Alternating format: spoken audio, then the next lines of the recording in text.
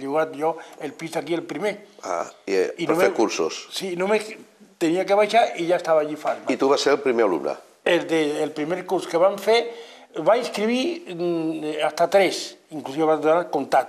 Però després no va haver massa quòrum i nos va tornar el diner i va quedar sense fer el curs. I 2 o 3 mesos després ja va ser el primer i ja va entrar. I a tu et van donar el primer diploma? Sí, tinc el primer diploma per Fassman. Això s'ha de dir. Que encara té... Però si tothom marca fassman.es, la web de Fassman... La web?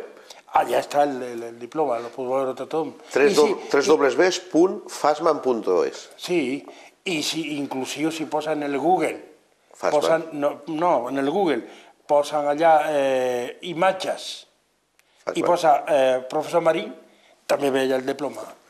I Fassman amb 2 S's, eh? Fassman ve a dir hombre rápido, ve a dir més o menys, home ràpid en anglès. Aleshores, què deies? Bueno, allí es van conformar uns grupets i una de les cèl·lules dius que estava jo, estaves dient abans. Sí. A dintre dels mitjans de comunicació. El grup de la comunicació lo portava Sebastià Darbó, jo no ho sabia, me va enterar després i va tenir contacte, ens van conèixer, en fi. Però tenia quasi vides paral·leles, però en cèl·lules independents. Clar, com havia el franquisme, tothom fugia del franquisme i se reunia en secret, perquè també hi havia los masones, hi havia també los rosacruces, i eren cèl·lules independents. Jo vull explicar-te una cosa, no sé si saps.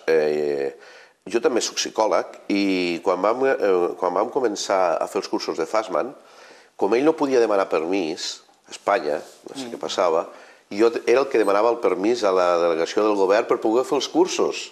I els presentàvem com cursos de psicologia experimental, quan en realitat eren de parapsicologia. I així ens autoritzaven a poder fer els cursos. I després és que vam veure, Antoni, que teníem que promocionar aquest sector, coneixen tots, i vam crear la revista Carmacet, on ja va poder sortir tothom i anunciar-se tothom. I més tard va venir el màgic. Tot això està molt interessant, però tenim que anar a publicitat.